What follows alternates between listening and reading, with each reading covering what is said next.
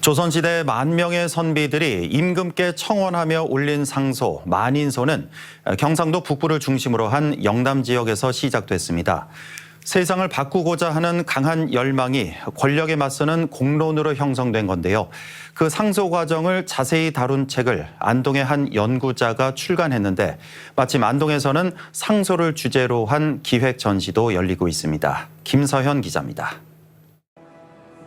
1792년 조선 정조 16년 영남 지역 선비 만 57명이 사도세자의 원통함을 풀고 죽음에 관여한 역적을 처단해야 한다는 상소를 정조 임금에게 올렸습니다. 만 명이 자발적으로 뜻을 모은 청원, 조선 최초의 만인소였습니다. 상소를 전하기 위한 과정도 만만치 않았습니다. 선비들은 200km가 넘는 상경길에 올라 너댓새 만에 한양에 입성했고 또 불과 나흘 만에 만 명의 명단을 정리해 상소문을 작성했습니다. 상소 준비에도 상당한 예산이 필요했는데 부족한 자금을 메꾸기 위해 국가재정기관의 대출을 받기까지 했습니다. 소청이라는 조직이 운영이 돼야 되고 또 약 한 만 명이 넘는 분들의 서명을 받는 어떤 조직적인 일들이 이루어지려고 하면 최소 수천에서 수억 이상의 아마 예산이 들었을 걸로 보이고요. 사도세자에 대한 작은 언급조차 금기시되던 서슬퍼런 시대 상황 속에서 영남 남인들의 집단 상소는 역모로 몰릴 수도 있는 그야말로 목숨을 건 단체 행동이었습니다. 이들의 공로는 결국 노론이 버티던 조정을 순식간에 뒤흔들었고 정조는 직접 궁으로 이들을 불러 화답했습니다. 상소운동 같은 경우는 비판과 그것을 받아들이는 사람의 어떤 태도 이런 것들을 보여주는 건데 아마 정근대 사회라는 기준으로 볼 때 세계에서 가장 발달된 형태의 어떤 그 비판 형식과 그걸 받아들이는 시스템이 아니었을까 이렇게.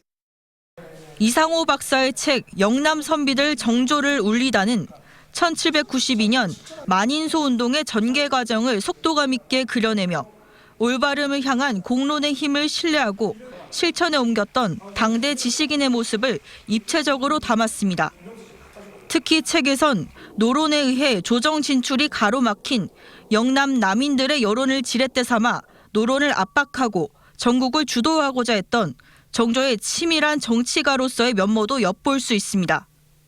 정조 같은 경우는 본인 개인의 입장을 위해서라도 사실은 영남이라는 새로운 어떤 정치적 세력이 좀 필요했던 상황이었고 또 거꾸로 보면 영남 입장에서 보면 100년 동안 중앙정계에 진출하지 못했던 이 한이 딱 맞아떨어졌던 걸로 이렇게 볼 수 있고요.